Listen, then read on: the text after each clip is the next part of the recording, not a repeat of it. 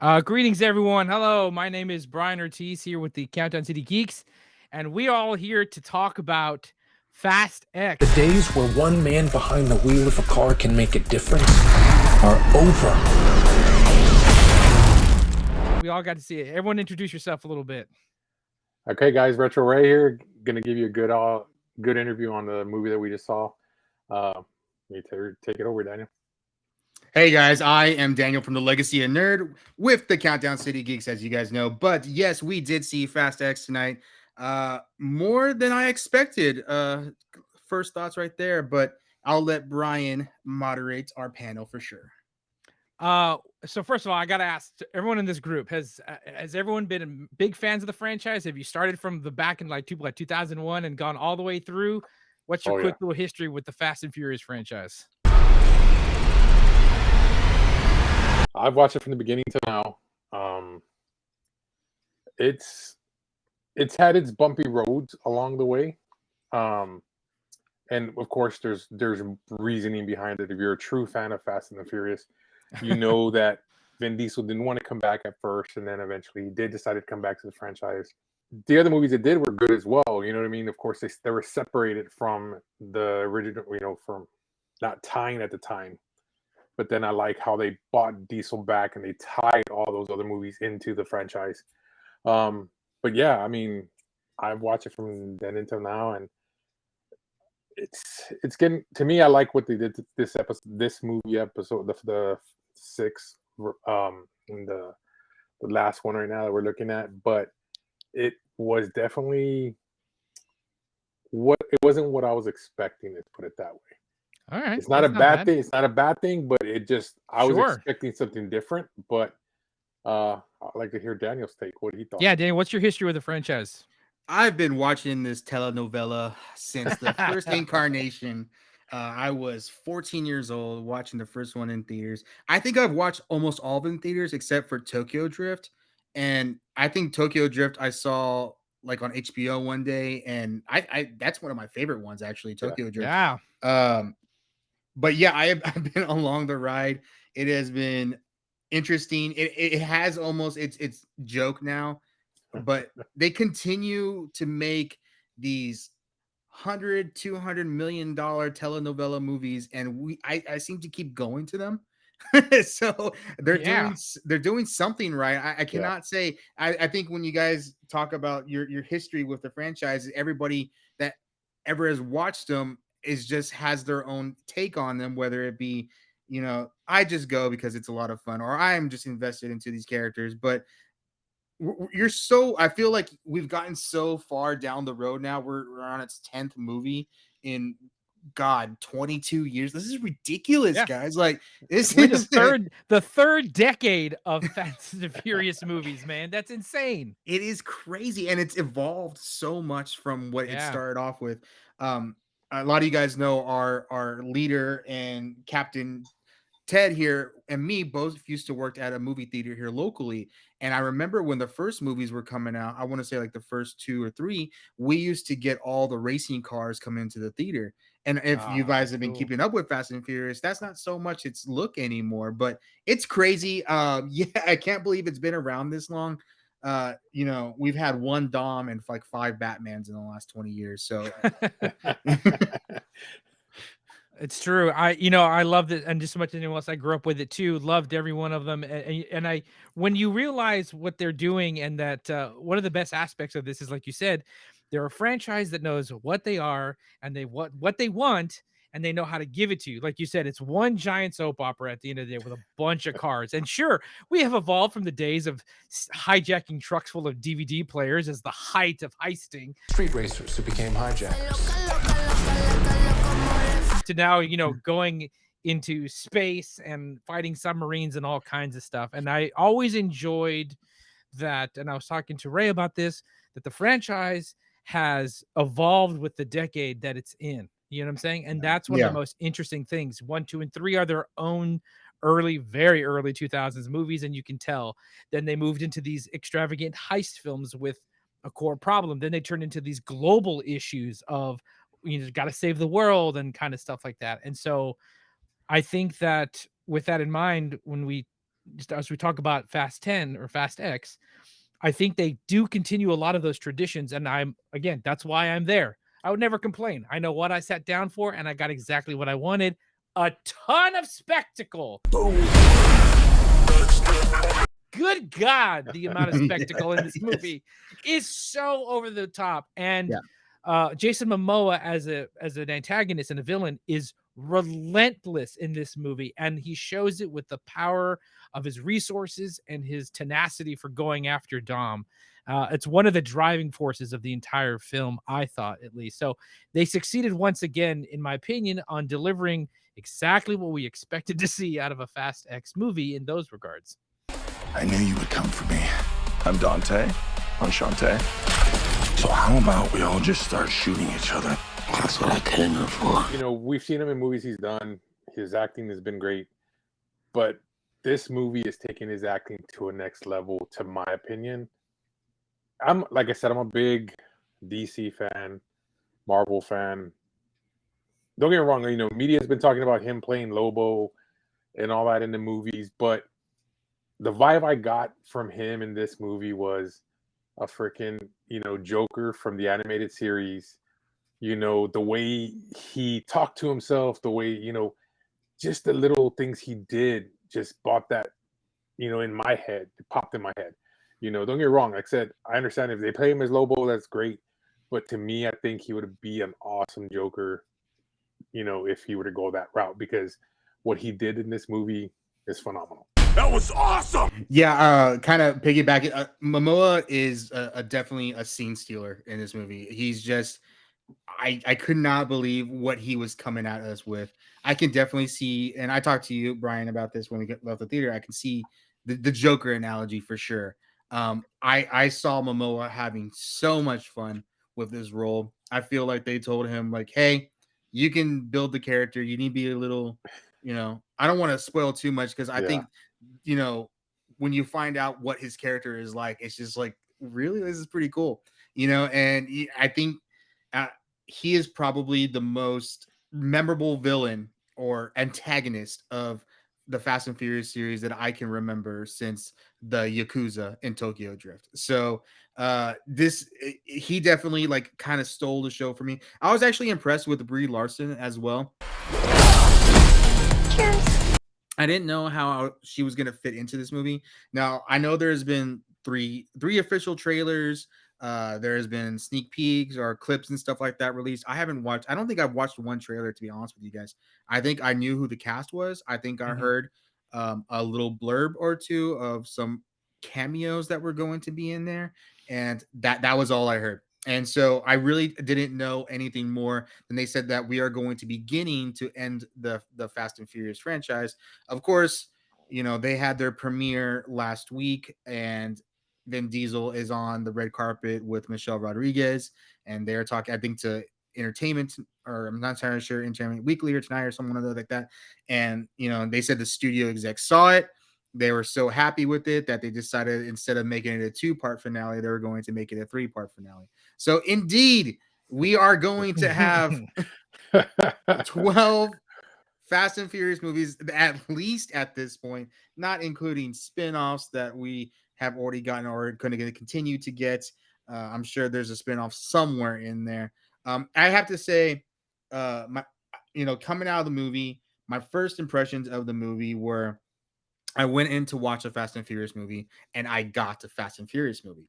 That being said, the third act of that movie, I think, is one of the better, if not the best, acts of all the entire franchise. Cavalry's here. It's showtime. Cue Tiny Tej. Tiny Tej? No. We never agreed on that. Maybe minus the finale of Tokyo Drift. And I sorry, I keep on going back to Tokyo Drift. That was just really cool. Fine. I mean, there was I a like really that cool movie. I like it a lot. It was a really cool ending. It was very different. And it was a new style of racing that nobody really even knew about here in the States. So and I thought, you know, the first time I watched that movie was very enjoyable.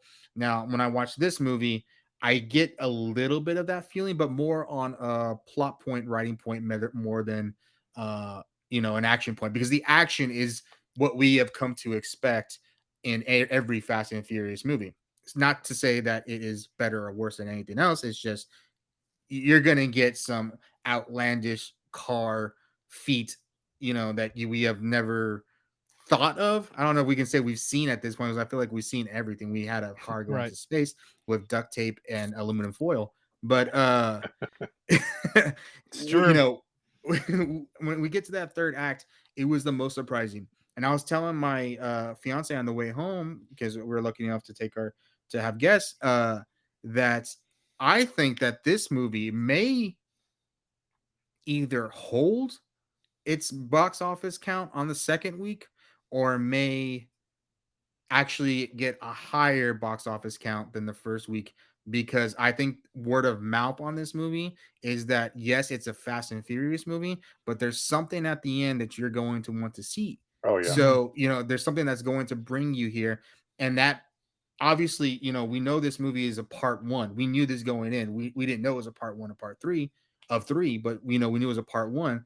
And I feel like this movie is the first time we get a movie that makes you like, I wonder what's going to happen in the next movie, like more than just a tease. Because we've gotten teased before, like, oh, Letty's alive, there's a ghost alive, or I don't know. I can't even remember all the teases that we gotten, but Yeah. we've gotten so many things like, oh, we're doing another one. We're thinking about bringing this character in or whatever.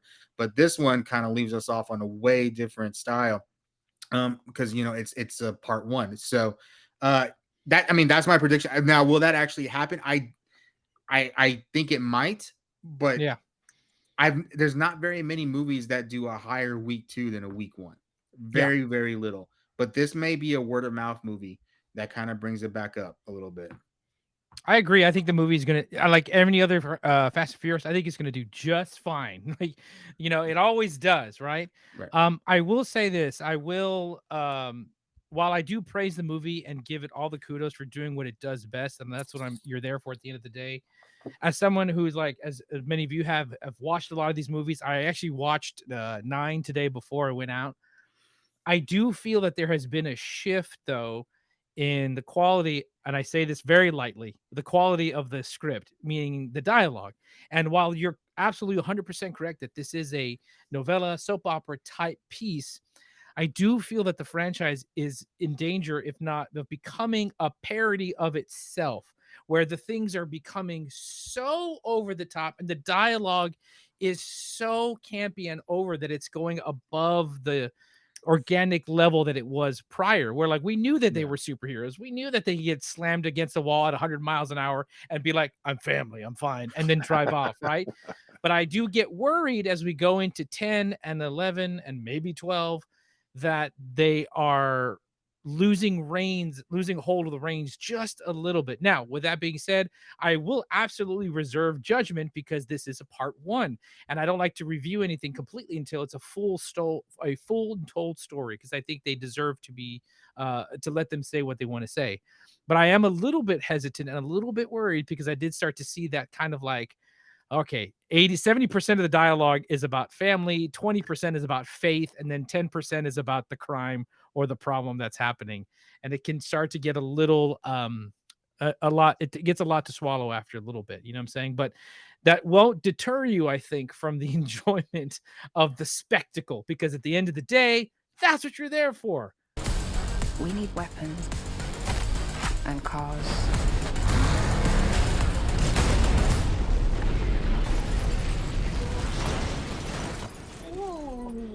Cannon cars. Like freaking spectacle, and goddamn, the director gives on that so hard. And plus, Jason Momoa bringing levity and a little bit of humor to the character, perfect. We needed that, something to stick out as an antagonist, and I was here for that.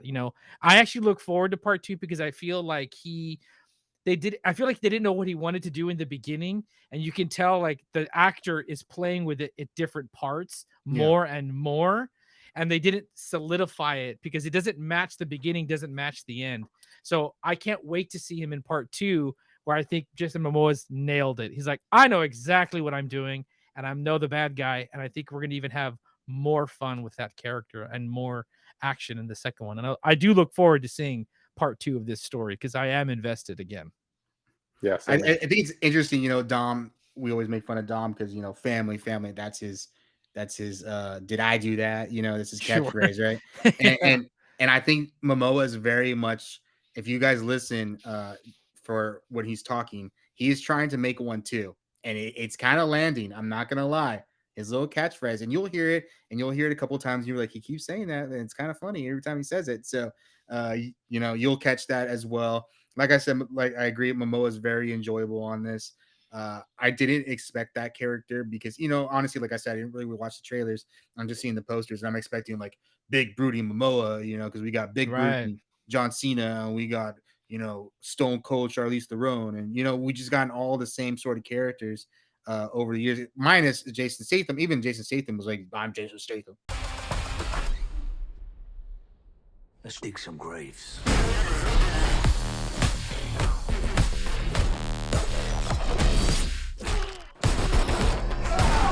His villainy, villain, I don't know, villainy, okay, whatever. His We got you. antagonistic approach to it is very, Yeah. very fun. It's very, very, very fun. There's a character I want to say he did recently that I think it really reminded me of it, but I don't want to spoil it too much because you go see that you might see Right. it a little bit too much. But it's a character that a lot of us kind of maybe we saw it and we totally forgot about it. That movie altogether. Yeah. But once you see the movie, you'll be like, oh, okay, I kind of see he was doing that sort of thing again. I adore them. Definitely a must watch. You're a Fast and Furious fan. Also, if you're a fan of action movies, you're going to want to watch it as well. The game's over. Guys, if you've invested almost 20 years at this point of the franchise, don't stop now. Go check this out. Finish the journey, and expect what you're going to expect. Like I said, there's a great turns and twists. There's amazing spectacle. The director does an amazing job in this film as well. You got some really fun cameos that you're going to enjoy. And if you want a Fast and Furious movie, well, heck, you got it, ladies and gentlemen. You got it. You guys want to do a quick rating before we go? Let's do it. So I guess myself, if we're gonna do out of 5, I do say out of 5. I would probably get it like a solid 3. I wouldn't give it a solid, maybe even a 3.5. I'm right there, right there. It's better than most. Fair enough. Ray? I'm going to go with 4.5 just because of Momoa. Michelle Rodriguez as well. She did a phenomenal job. So that's my rating. I forgot. I just love Michelle Rodriguez. She's so good Yeah. in this movie. God, that woman is amazing. Yes. I enjoyed it, but I will say that I think that there's better installments of this franchise. So for right now, until we get the whole picture, and this might change, but for now, I'm going to give it a 2.5. It's right down the middle for me. I love it, but I also think there was a lot of room that they could have done some better stuff. But it's solid, and I still had a good time. So I'm going to put it right in the middle at 2.5. I think you guys will come out of it enjoying it more than the most recent installments, especially for that third act. Absolutely. Definitely. Awesome, ladies and gentlemen. We'll check, like we said, go ahead and check it out. It's coming to theater soon. Fast X, your whole team is back. You got to enjoy it. And if anything, you're just going to love what probably Jason Momoa does at the end of the day. So, everybody, thank you so much for coming out. Any last remarks before we leave, Ray or Loyalty. anybody else? Have fun. Get some popcorn. Sit down. Watch a movie. Forget about life for 2.5 hours. You'll have fun. There you go, ladies and gentlemen. Well, thanks for tuning in. Comment below. Let us know what you think and what you saw. If you want to talk to us more, please hit us up. And thanks for listening to us at the Countdown City Geeks. We'll see you next time, everybody. Adios. Later.